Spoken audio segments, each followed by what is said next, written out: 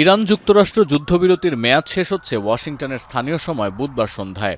রক্তক্ষয়ী সংঘাত এড়াতে গেল 11 এপ্রিল ইসলামাবাদে 21 ঘণ্টার দীর্ঘ বৈঠক করেও কোনো সমঝোতায় আসতে পারেনি দুই দেশের প্রতিনিধি দল। যুদ্ধবিরতির মেয়াদ শেষ হতে চললেও আলোচনায় বসতে তেহরানের অনাগ্রহ আর ওয়াশিংটনের যুদ্ধংদেহী মনোভাব পুরো শান্তি আলোচনাকে ঠেলে দিয়েছে অনিশ্চয়তার দিকে।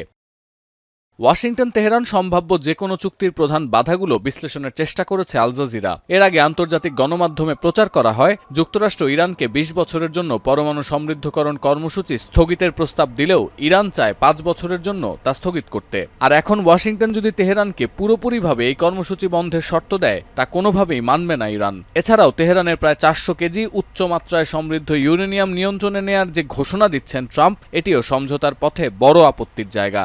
নোভা এলইডি টিভি, ঝকঝকে ছবি, নিখুঁত শব্দ, 5 বছরের ওয়ারেন্টি। নোভা মানি সঠিক মান, নিশ্চিত সেবা।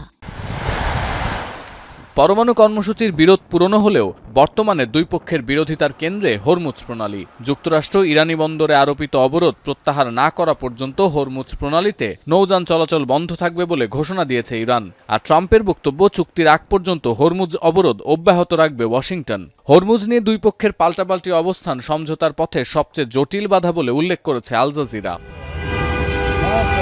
স্থায়ী চুক্তির অংশ হিসেবে নিষেধাজ্ঞা প্রত্যাহার ও প্রায় $20 বিলিয়ন মূল্যের জব্দকৃত সম্পদ ফিরিয়ে দেওয়ার দাবি জানিয়েছিল ইরান। আল জাজিরার দাবি, সমঝোতা করতে চাইলে যুক্তরাষ্ট্রকে এই ছাড় দিয়েই আলোচনার টেবিলে বসতে হবে। আর লেবানন ইস্যুতে জড়িয়ে আছে ইসরায়েল নামের পথের কাঁটা। যুদ্ধবিরতির চুক্তিতে লেবাননকে সংযুক্ত না করলে যুক্তরাষ্ট্রের সঙ্গে সমঝোতা করবে না বলে জানিয়েছে ইরান।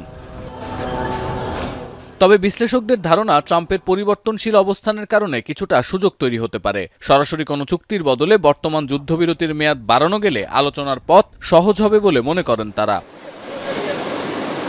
সতীর্থ কর্মকার, এখন বিশ্ব।